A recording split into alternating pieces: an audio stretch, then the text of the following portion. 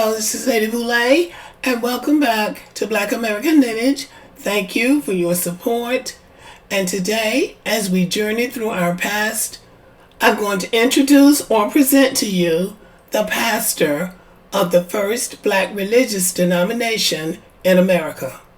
This is Bishop Richard Allen. Richard Allen was born February 14th, 1760. He was a minister, educator, writer, and one of the United States' most active and influential black leaders. In 1794, he founded the African Methodist Episcopal Church, known as the AME Church, the first independent black denomination in the United States. He opened his first AME church in 1794 in Philadelphia. Richard Allen's story is very similar to other black people that were born in the 1700s. He was born in Delaware on the property of Benjamin Chew. When he was a child, Allen and his family were sold to Stokely Sturgis, who had a plantation. Because of financial problems, Sturgis sold Richard's mother and two of his 5 siblings. Richard and an older brother and sister were left at the Sturgis plantation. In those days, the enslavers encouraged the enslaved people to go to church because they reinforced the idea of slaves obey your master. So Richard and his brother went to church, to the Methodist church, and he taught himself how to read and write. At 17, Richard began evangelizing and attracted criticism from local enslavers. His actions angered the enslavers. So Richard was too smart for those enslavers. They liked their enslaved people to be, or at least to appear to be dumb. But dumb they were not. Richard and his brother worked hard on the Sturgis plantation because they didn't want it to be said that enslaved people did not do well because of religion. So they were good Methodists and they were hard workers on that plantation. In 1775, a Reverend Freeborn Garson had freed the enslaved people that he had and began to preach in Delaware. He was among many Methodists and Baptist ministers who encouraged enslavers to emancipate the people they enslaved after the Revolutionary War. So some of them believed that those people should be freed. When Garson visited the Sturgis plantation to preach, Allen's master was touched by his declaration and began to consider the thought that enslaving people was sinful. Well, we don't hear that often. Sturgis was soon convinced that slavery was wrong and offered enslaved people an opportunity to buy their freedom. Allen performed extra work to earn money and bought his freedom in 1780 when he changed his name from Negro Richard to Richard Allen. So his name was Negro Richard. How about that? Allen's first wife was named Flora. They were married on October 19th, 1790.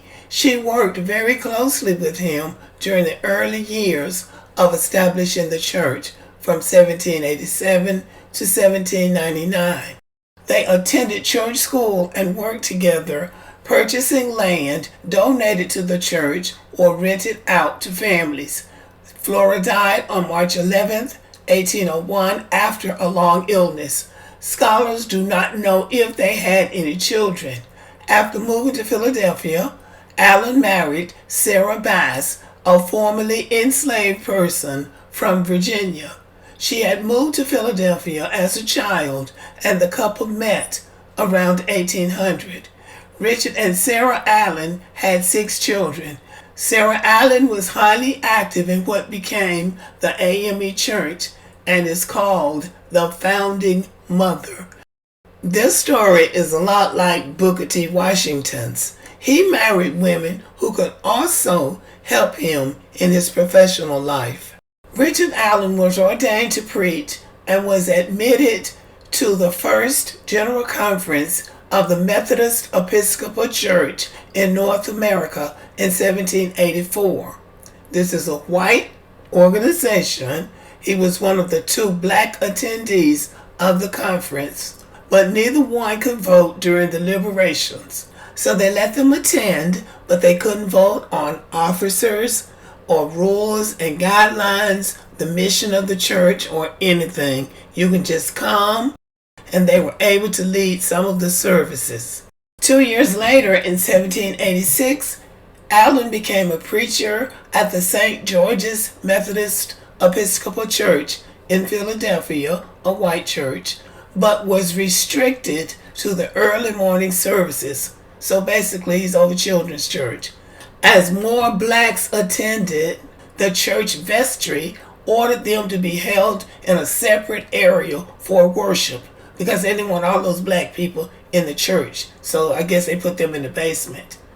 Allen regularly preached on the Commons, which is a park near the church, slowly gaining a congregation of nearly 50 and supporting himself with a variety of odd jobs.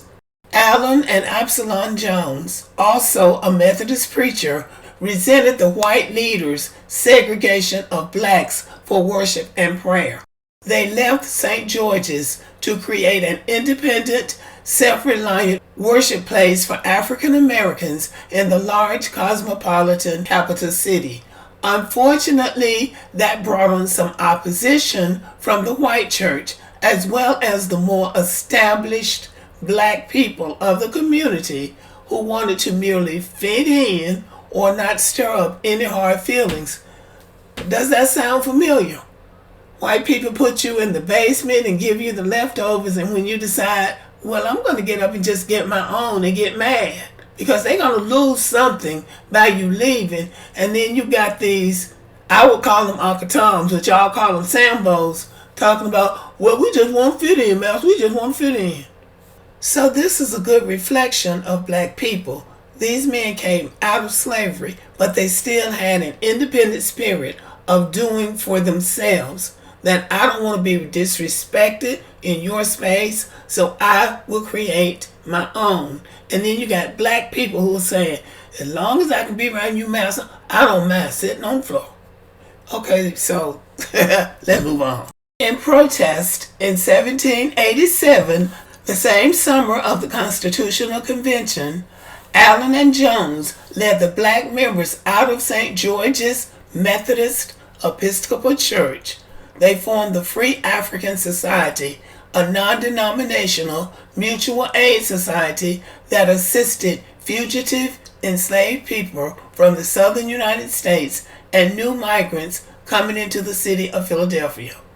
Richard Allen and Absalom Jones, William Gray, and William Wiltshire found an available lot on 6th Street near Lombard Street. Allen negotiated a price and purchased this lot in 1787 to build a church, but it was several years before they had a building. Now occupied by Mother Bethel African Methodist Episcopal Church, it is the oldest parcel of real estate in the United States that has been owned continuously by African Americans. All right then.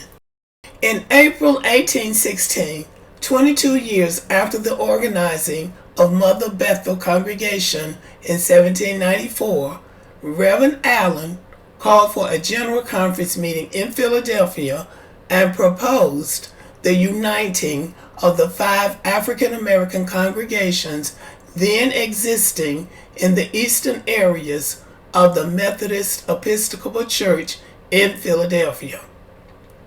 Together, they founded the independent denomination of the African Methodist Episcopal Church, AME Church, the first fully independent black denomination in the United States. On April 10, 1816, the other ministers elected Allen as their first bishop, and he served in the episcopal office for 15 years until his passing but 37 years total ministering to Mother Bethel of Philadelphia.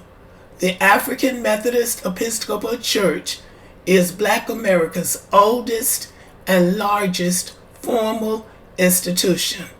Now, this church was formed in 1794 by black men and is still going today, and they did it by working together. The social themes of Bishop Allen's preaching were abolition, colonization, education, and temperance. Richard Allen was active in the Philadelphia Abolitionist movement in December of 1799, and this is very important. Richard Allen, Absalom Jones, and 69 other black Philadelphians sent a petition to Congress urging the end of the international slave trade and a gradual emancipation plan. The petition also addressed the rights of free black men. The signers asserted the citizenship of black Americans and demanded protection against kidnapping under the Fugitive Slave Act.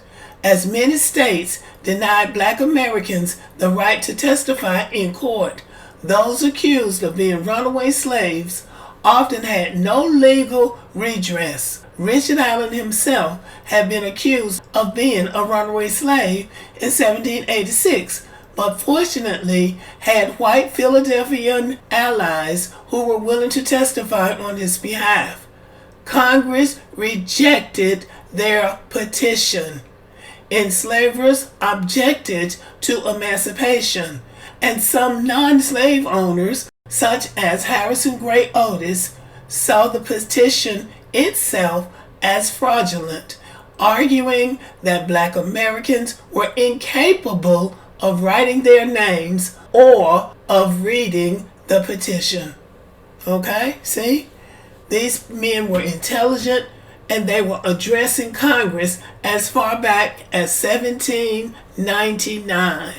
And our concerns now are the same pretty much as theirs were then.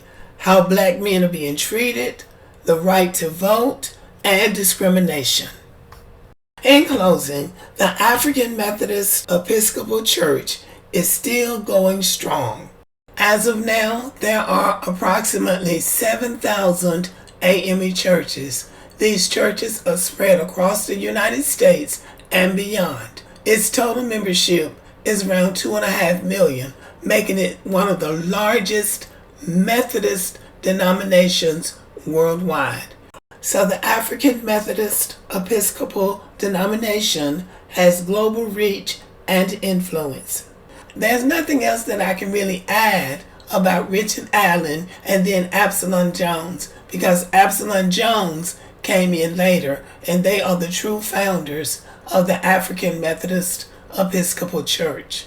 Richard Allen died at home on Spruce Street on March 26, 1831. He was buried at the church that he founded. His grave remains on the lower level. Okay, y'all, thank you for listening. I hope you enjoyed the video and have a wonderful evening.